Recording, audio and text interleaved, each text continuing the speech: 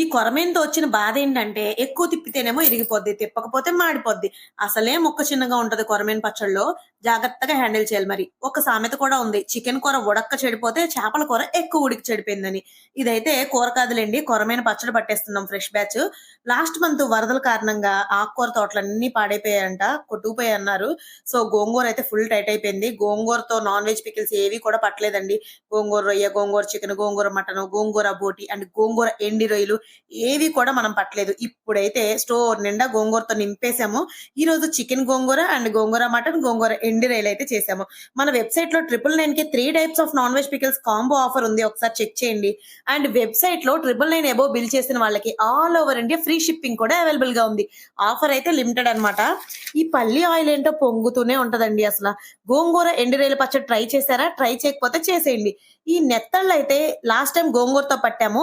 ఈసారి వితౌట్ గోంగూరతో నెత్తళ్ళ పచ్చడి అయితే ప్రిపేర్ చేస్తున్నాం. మన ఇన్‌స్టాగ్రామ్ అయితే ఫాలో చేయండి. Thank you.